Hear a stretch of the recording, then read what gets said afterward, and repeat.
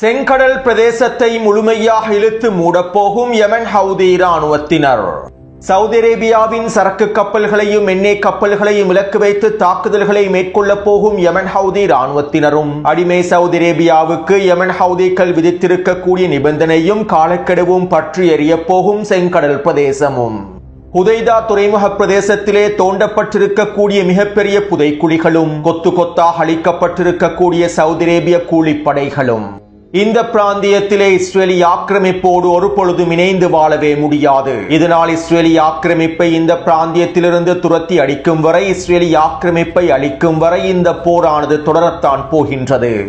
தெற்கு லெபனான் பிரதேசத்திலே இருக்கக்கூடிய கிறிஸ்தவர்கள் இஸ்ரேலோடு இணைவதற்கு விரும்புகின்றார்கள் என கருத்துக்களை வெளியிட்ட நெட்டன்யாகுவும் கிறிஸ்தவ தலைவர்களுடைய தரமான பதிலடிகளும், காசாவில் கலைக்கப்பட்டிருக்கக்கூடிய ஹமாஸின் அரசாங்கமும் அடுத்த கட்ட நகர்வுகளும் ஹமாஸினுடைய தந்திரங்களும்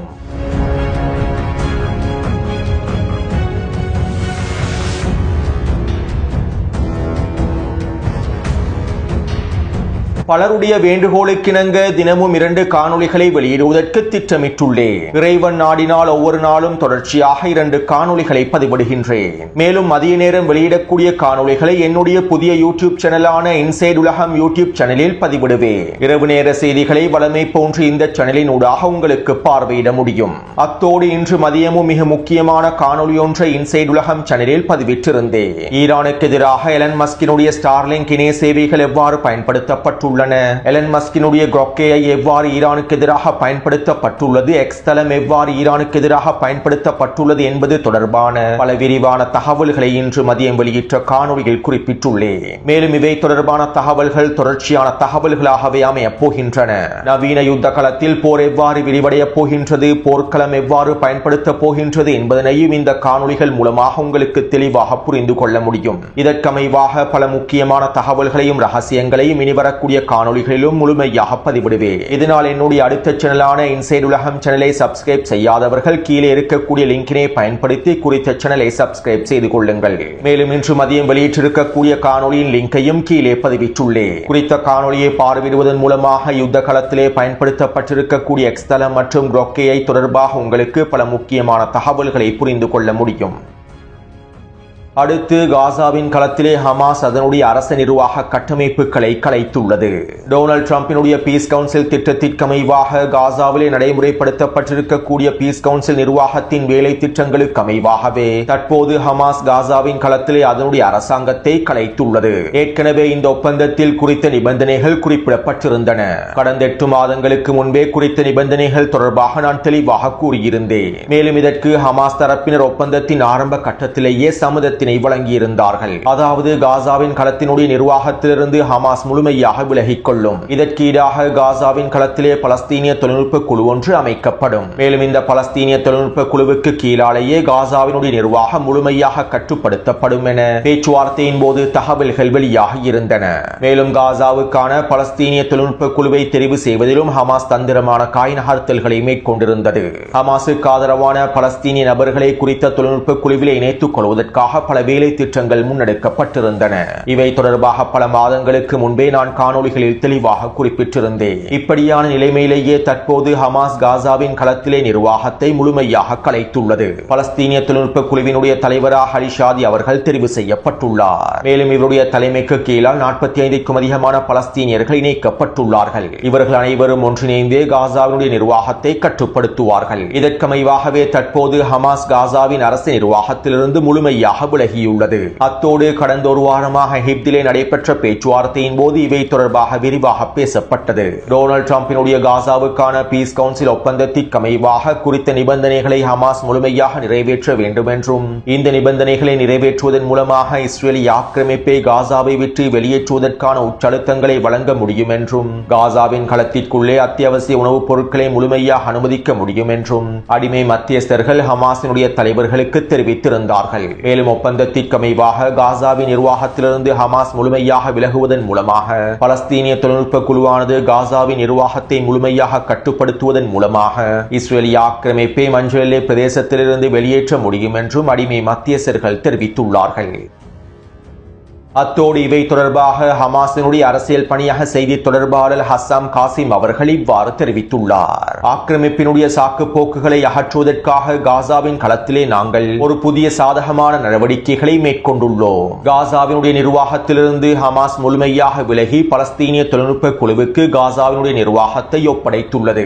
எங்களுடைய இந்த செயற்பாடானது ஒரு மிக முக்கியமான சாதகமான விளைவை ஏற்படுத்தக்கூடிய செயற்பாடாகும். மேலும் ஒப்பந்தத்திலே குறிப்பிடப்பட்டிருக்கக்கூடிய அனைத்து நிபந்தனைகள் நாங்கள் முழுமையாக நடைமுறைப்படுத்திவிட்டோம். காசாவின் நிர்வாகத்தையும் பலஸ்தீனிய தொழில்நுட்ப குழுவிடம் ஒப்படைத்துவிட்டோம். தற்போது பந்தானது மத்தியஸ்தர்களிடமே காணப்படுகின்றது. மத்தியஸ்தர்கள் தற்போது இஸ்ரேலிய ஆக்கிரமிப்பை மஞ்சள் பிரதேசங்களில் இருந்து முழுமையாக வெளியேற்றுவதற்கான அழுத்தங்களை வழங்க வேண்டும். காசாவுக்குள்ளே அத்தியாவசிய உணவுப் பொருட்கள் முழுமையாக அனுமதிக்கப்பட வேண்டும். பலஸ்தீனிய மக்களுக்கான அனைத்து விதமான உதவிகளும் காசாவிற்குள்ளே அனுமதிக்கப்பட வேண்டும். காசாவுக்குள்ளே கட்டுமான பணிகளை மேற்கொள்வதற்கான வேலை திட்டங்கள் ஆரம்பிக்கப்பட வேண்டும். ஒப்பந்தத்திலே கூறப்பட்டிருக்கக்கூடிய அனைத்து புனரமைப்பு வேலை திட்டங்களும் முழுமையாக முடிக்கப்பட வேண்டும். இதற்கு மேலும் ஆக்கிரமிப்பினால் யாரையுமே மாற்ற முடியாது. ஹமாஸ் மீது வீணாக பழிகளை சுமத்த முடியாது. நாங்கள் எங்களுடைய நிபந்தனைகளை முழுமையாக நிறைவேற்றிவிட்டோம். இனி ஆக்கிரமிப்பு அதனுடைய நிபந்தனைகளை முழுமையாக நிறைவேற்ற வேண்டும். இல்லாவிட்டால் களத்திலே நாங்கள் அடுத்த கட்ட முடிவுகளை நோக்கி நகர வேண்டி ஏற்படும் என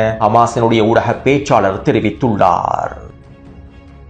அத்தோடு காசாவின் நிர்வாகத்தை பலஸ்தீனிய தொழில்நுட்ப குழுவிடம் ஒப்படைத்திருக்கக்கூடிய ஹமாஸினுடைய தலைவர்கள் சில தந்திரமான காய் நகர்த்தல்களையும் மேற்கொண்டுள்ளார்கள். அதாவது காசாவினுடைய உள்துறை அமைச்சகத்தில் பணிபுரியக்கூடிய அனைத்து நபர்களும் அவ்வாறே பணிபுரிவார்கள். ஹமாஸினுடைய அரசாங்கத்திற்கு கீழால் காசாவினுடைய ஒவ்வொரு அமைச்சகமும் எவ்வாறு செயற்பட்டதோ அதே போன்ற ஒவ்வொரு அமைச்சகமும் தொடர்ச்சியாக செயற்படும். காசாவினுடைய நிர்வாகத்திலே இருக்கக்கூடிய ஹமாஸின் உயர்மட்ட பதவிகள் மாத்திரமே மாற்றி அமைக்கப்பட்டுள்ளன. அதாவது ஹமாஸினுடைய நிர்வாக பொறுப்புகள் மாத்திரமே தற்போது பலஸ்தீனிய தொழில்நுட்ப குழுவிடம் ஒப்படைக்கப்பட்டுள்ளது. பலஸ்தீனிய தொழில்நுட்ப குழுவில் இருக்கக்கூடிய 45க்கும் அதிகமான தலைவர்கள் திட்டங்களை வகுத்து காசாவை முழுமையாக கட்டுப்படுத்துவார்கள். அதே நேரம் இவர்களுக்கு கீழால் தொழில் புரியக்கூடிய அனைவரும் தொடர்ச்சியாக செயற்படுவார்கள். இவர்களுக்கான சம்பளமும் தொடர்ச்சியாக வழங்கப்படும். டொனால்ட் ட்ரம்பினுடைய பீஸ் கவுன்சில் நிர்வாகத்திற்கு கீழாலேயே அனைவருக்கும் சம்பளமும் வழங்கப்படும் என தெரிவிக்கப்படுகின்றது. சுருக்கமாக குறிப்பிடுவதாக இருந்தால் காசாவின் நிர்வாகத்தில் இருக்கக்கூடிய உயர்மட்ட தலைமைகளை ஹமாஸ் உள்ளது. ஆனால் காசாவின் நிர்வாகத்திலே உள்துறை அமைச்சகத்திலே பணிபுரியக்கூடிய அனைவரும் அவ்வாறே செயற்படுவார்கள். அவர்களை பணி நீக்கம் செய்ய முடியாது. மேலும் அவர்களுக்கான சம்பளத்தையும் பலஸ்தீனிய தொழில்நுட்ப குழு தொடர்ச்சியாக வழங்க வேண்டும். இன்னும் ஒரு விதத்தில் குறிப்பிடுவதாக இருந்தால் காசாவின் நிர்வாகத்தை மறைமுகமாக ஹமாஸ் தான் கட்டுப்படுத்தும். ஆனால் ஒப்பந்தத்திற்கமைவாக காசாவுடைய நிர்வாக தலைமைகளை மாத்திரம் பலஸ்தீனிய தொழில்நுட்ப குழுவிடம் ஒப்படைத்துவிடும். இது காசாவின் களத்திலே ஹமாஸ் மேற்கொண்டிருக்கக்கூடிய தந்திரமான காய் நகர்த்தலாகும். அத்தோடு ஹமாஸினுடைய இந்த காய் நகர்த்தல் இஸ்ரேலிய ஆக்கிரமிப்புக்கும் நன்றாகவே தெரியும். இதனால் நேற்றிரவு நடைபெற்ற ஊடக சந்திப்பில் நெட்டன்யாஹு இவ்வாறு தெரிவித்தார். காசாவிலே ஹமாஸ் முழுமையாக நிராயுதபாணியாக்கப்பட வேண்டும். காசாவிற்குள் இருக்கக்கூடிய சுரங்க பாதைகள் முழுமையாக அளிக்கப்பட வேண்டும். காசாவிலே ஹமாஸ் நிராயுதபாணியாக்கப்படாமல் காசாவை புனரமைப்பதற்கான எந்தவிதமான வேலை திட்டங்களையும் நான் மேற்கொள்ள மாட்டேன். அதற்கான அனுமதியையும் வழங்கப் போவதில்லை. மேலும் ஹமாஸ் நிராயுதபாணியாக்கப்படாமல் இஸ்ரேலிய ராணுவம் காசாவை விற்று ஒரு பொழுதும் வெளியேறாது என்றும் நெட்டன்யாஹு குறித்த ஊடக சந்திப்பிலே தெரிவித்துள்ளார். அதே நேரம் அடிமை மத்தியஸ்தர்கள் ஒரு பொழுதும் இஸ்ரேலிய ஆக்கிரமிப்புக்கு எந்தவிதமான அழுத்தங்களையும் வழங்கப் போவதில்லை. அவர்களால் இஸ்ரேலிய ஆக்கிரமிப்புக்கு எதிராகவோ டொனால்ட் ட்ரம்பினுடைய நிர்வாகத்திற்கு எதிராகவோ எந்தவிதமான அழுத்தங்களையும் வழங்க முடியாது. மேலும் நான் முன்னே காணொளிகளில் கூறியதை போன்று குறித்த ஒப்பந்தத்தினுடைய நிபந்தனைகளை நடைமுறைப்படுத்துவதனால் எந்தவிதமான மாற்றங்களும் ஏற்படுத்தப்பட போவதில்லை. இருப்பினும் காசாவின் களத்திலே ஹமாஸினுடைய தலைவர்கள் பலஸ்தீனிய தலைமைகள் இறுதி முயற்சியாகவே அரச நிர்வாகத்தையும் தற்போது விட்டுக் கொடுத்துள்ளார்கள். அதுவும் தந்திரமாகத்தான் விட்டுக் கொடுத்துள்ளார்கள்.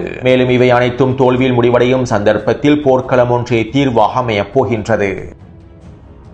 அடுத்து நேற்று நடைபெற்ற ஊடக சந்திப்பில் நெட்டன்யாஹு லெபனான் தொடர்பாக இவ்வாறு தெரிவித்தார். லெபனானில் இருக்கக்கூடிய ஹிஸ்புல்லா பயங்கரவாதிகளுக்கு எதிராகவும் அவர்களுடைய சுரங்கப்பாதைகளுக்கு எதிராகவும் எந்தவிதமான நடவடிக்கைகளையும் நாங்கள் மேற்கொள்ளக்கூடாது என எங்களிடம் ஜனாதிபதி டொனால்ட் ட்ரம்ப் தெரிவித்திருப்பதாக அமெரிக்க ஊடகங்களில் செய்திகள் வெளியாக இருந்தன. உண்மையிலேயே இது ஒரு கட்டுக்கதையாகும், போலி செய்தியாகும். தெற்கு லெபனான் பிரதேசத்திலிருந்து எங்களை முழுமையாக வெளியேற்றுவதற்கு ஈரான் விரும்புகின்றது. இதற்காக ஈரான் அமெரிக்காவுக்கு எதிரான உச்சழுத்தங்களையும் அழுத்தங்களையும் வழங்குகின்றது. ஆனால் இந்த அழுத்தங்களினால் நாங்கள் ஒரு பொழுதும் அசையப் போவதில்லை. மேலும் இந்த அழுத்தத்தை நாங்கள் முழுமையாக சமாளித்து வருகின்றோம். இதற்காகத்தான் லெபனானிய அரசாங்கத்தோடும் நாங்கள் ஒப்பந்தத்தை முடித்துள்ளோம். மேலும் இந்த ஒப்பந்தத்திற்கு அமைவாக லெபனானிய களத்தில் இதற்கு பிறகு ஈரானுக்கு தலையிட முடியாது. நாங்கள் தெற்கு லெபனான் பிரதேசத்திலே தொடர்ச்சியாக நிலைத்திருப்பதற்கான அனுமதியை லெபனானிய அரசாங்கமே வழங்கிவிட்டது. ஹிஸ்புல்லா நிராயுத பாணியாக்கப்படும் வரை தெற்கு லெபனான் பிரதேசத்திலே நாங்கள் தொடர்ச்சியாக நிலைத்திருப்போம். லெபனானிலே ஹிஸ்புல்லாவை முழுமையாக முடிவுக்கு கொண்டு வரப்படும் வரை லெபனான் மீதான தாக்குதல்களையும் நாங்கள் நிறுத்தப் போவதில்லை. அதே போன்று நாங்கள் மத்திய கிழக்கு பிராந்தியத்தில் இருக்கக்கூடிய எங்களுடைய நண்பர்களோடும் கிறிஸ்தவர்களோடும் மிக முக்கியமான வேலை திட்டங்களை முன்னெடுத்து வருகின்றோம். லெபனானில் இருக்கக்கூடிய கிறிஸ்தவ கிராமங்கள் இஸ்ரேலோடு ஒன்றிணைக்கப்பட வேண்டும் என கிறிஸ்தவ தலைவர்கள் கோரிக்கைகளை முன்வைக்கின்றார்கள். ஏனென்றால் ஹிஸ்புல்லா அவர்களை படுகொலை செய்யவே விரும்புகின்றது. நாங்கள் தான் லெபனானில் இருக்கக்கூடிய கிறிஸ்தவர்களை பாதுகாக்கின்றோம். நாங்கள் எல்லா இடங்களிலும் இருக்கக்கூடிய கிறிஸ்தவர்களுக்கும் இதனைத்தான் செய்கின்றோம். இதனை கிறிஸ்தவர்கள் தெளிவாக புரிந்து கொள்ள வேண்டும். மத்திய கிழக்கில் இருக்கக்கூடிய கிறிஸ்தவர்களையும் நாங்கள் முழுமையாக பாதுகாப்போம் என நெட்டன்யாஹூ குறித்த ஊடக சந்திப்பிலே தெரிவித்தார். இதைத் தொடர்ந்து லெபனானிய களத்தில் இருக்கக்கூடிய கிறிஸ்தவ கிராம தலைவர்களும் நெட்டன்யாஹுவின் கருத்துக்களுக்கு மறுப்பை தெரிவித்திருந்தார்கள். தெற்கு லெபனான் பிரதேசத்தில் இருக்கக்கூடிய கிறிஸ்தவ கிராமங்கள் இஸ்ரேலோடு ஒன்றிணைவதற்கு விரும்புவதாக நெட்டன்யாஹூ கூறியிருக்கக்கூடிய கருத்துக்களை நாங்கள் முழுமையாக நிராகரிக்கின்றோம். தெற்கு லெபனான் பிரதேசத்திலே ஹிஸ்புல்லா இராணுவத்தினர் கிறிஸ்தவர்களுக்கு எதிராக செயற்படுகின்றார்கள் என்கின்ற கூற்றுக்கள் முழுமையாக தவறானதாகும். மேலும் தெற்கு லெபனான் பிரதேசத்திலே இஸ்ரேல் மேற்கொண்டிருக்கக்கூடிய தொடர்ச்சியான வான்வெளி தாக்குதல்களினால் கிட்டத்தட்ட 4க்கும் அதிகமான கிறிஸ்தவ தேவாலயங்கள் அளிக்கப்பட்டுள்ளன.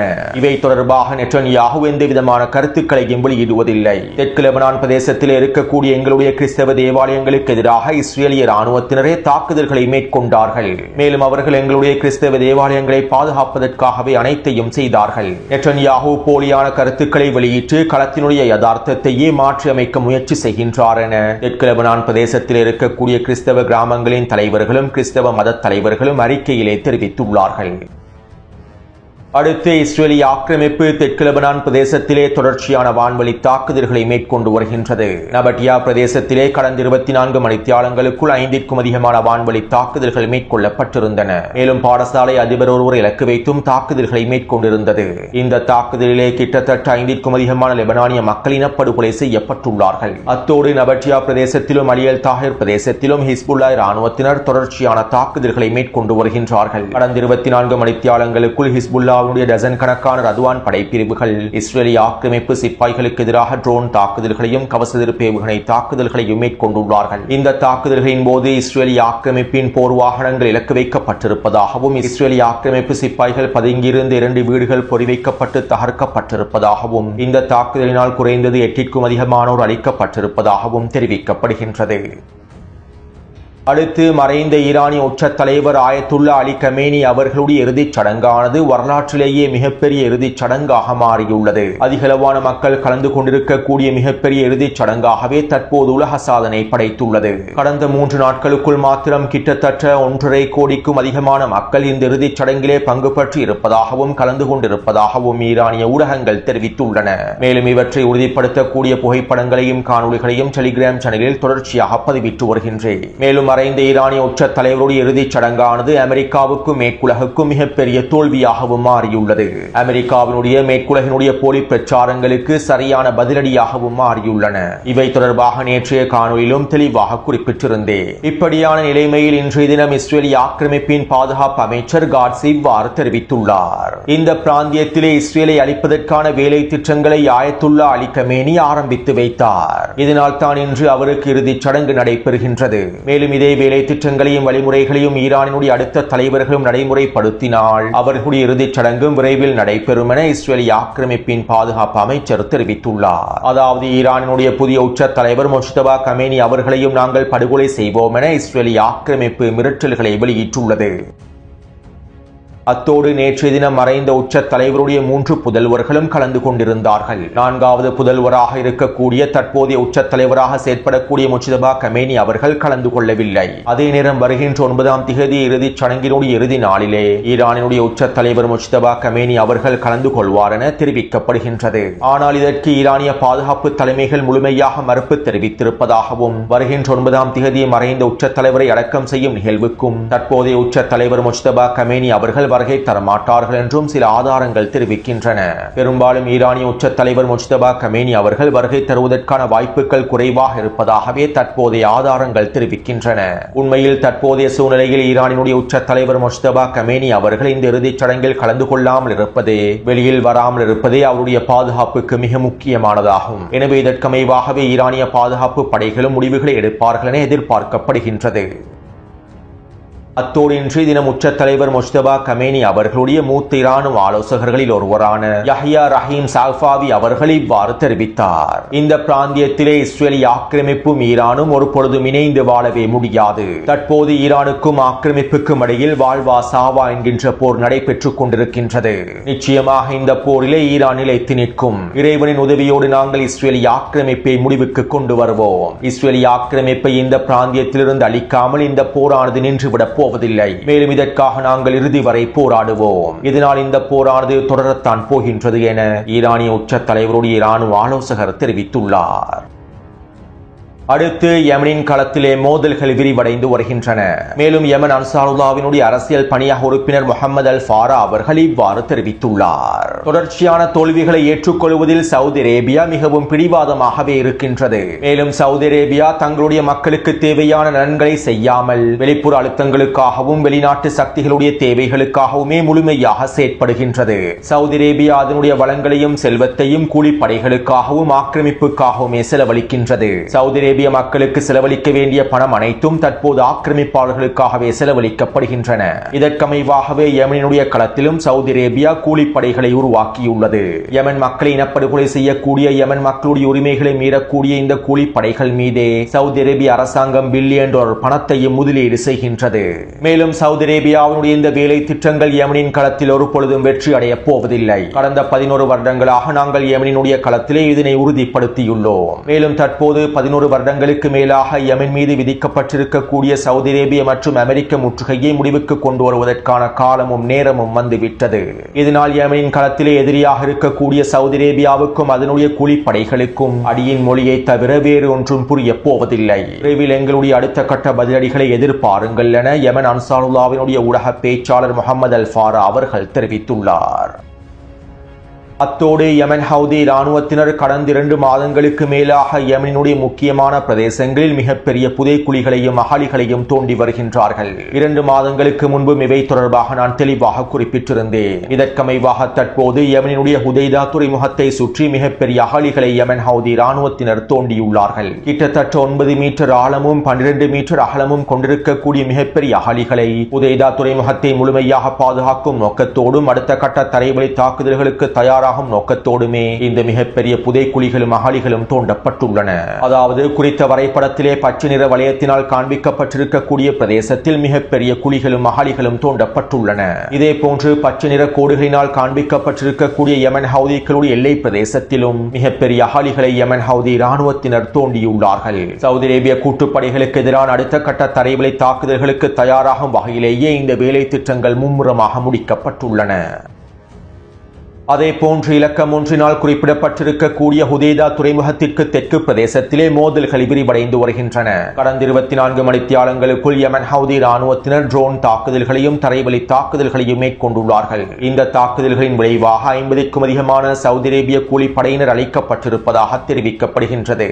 நேற்றைக்கு முன்தினம் ஆரம்பிக்கப்பட்ட தரைவழி தாக்குதல்களில் 35க்கும் அதிகமான சவுதி அரேபிய கூலிப்படையினர் அளிக்கப்பட்டார்கள். தற்போது 50க்கும் அதிகமான சவுதி அரேபிய கூலிப்படையினர் அளிக்கப்பட்டுள்ளார்கள். மேலும் சவுதி அரேபிய கூலிப்படைகளுடைய அணிதிரட்டல்களை இலக்கு வைத்தும் கவச வாகனங்களை இலக்கு வைத்தும் யமன் ஹவுதி இராணுவத்தினர் தொடர்ச்சியான ஏவுகணை தாக்குதல்களையும் ட்ரோன் தாக்குதல்களையும் மேற்கொண்டு வருகின்றார்கள். இப்படியான நிலைமையில் யமன் ஹவுதி இராணுவத்தினர் செங்கடல் பிரதேசத்தை முழுமையாக இழுத்து மூடப்போவதாக தெரிவித்துள்ளார்கள். யமன் ஹவுதி இராணுவத்தினரும் ஈரானும் ஒன்றிணைந்து சவுதி அரேபியா மற்றும் அமெரிக்காவினுடைய வான் முற்றுகையை முடிவுக்கு கொண்டு வந்துள்ளார்கள். மேலும் இன்றைய தினம் ஈரானினுடைய இன்னும் ஒரு பயணிகள் விமானம் ஒன்றும் யமனினுடைய சனா விமான நிலையத்திலே களமிறங்கியுள்ளது. யமனின் களத்தில் இருக்கக்கூடிய நோய்வாய்ப்பட்டவர்களையும் படுகாயமடைந்தவர்களையும் இன்னும் சில முக்கியமானவர்களையும் மருத்துவ சிகிச்சைக்காக ஈரானை நோக்கி கொண்டு செல்வதற்காகவே இந்த விமானங்கள் களமிறக்கப்பட்டுள்ளன. மேலும் கடந்த 11 வருடங்களாக யமன் ஹவுதி ராணுவத்தினை தரை வழியாகவும் சவுதி அரேபியா முற்றுகையிட்டுள்ளது, கடல் வழியாகவும் முற்றுகையிட்டுள்ளது.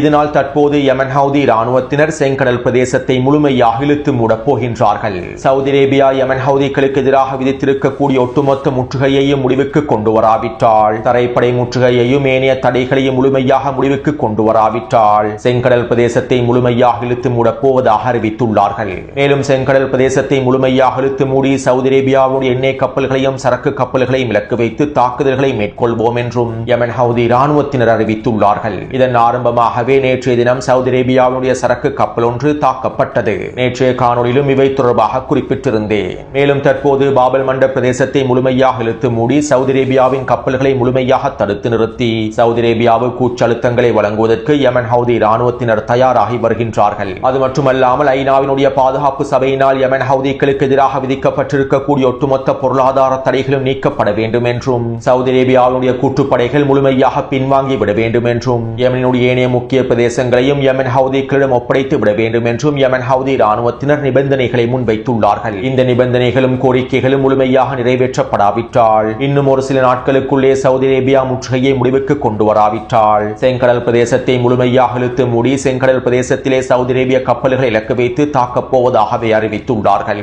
யமன் ஹவுதி ராணுவத்தினர் அடிமை சவுதி அரேபியாவுக்கு எதிராகவும் அதனுடைய கூட்டுப்படைகளுக்கு எதிராகவும் அடுத்த கட்ட காய் நகர்த்தல்களை மேற்கொள்ளப் போகின்றார்கள். மேலும் இந்த சந்தர்ப்பத்திலே அடிமை சவுதி அரேபியாவுக்கு ஆதரவாக யாரெல்லாம் வருகின்றார்களோ அவர்களுக்கு எதிராகவும் செங்கடல் பிரதேசத்திலே நடவடிக்கைகள் எடுக்கப்பட போகின்றன.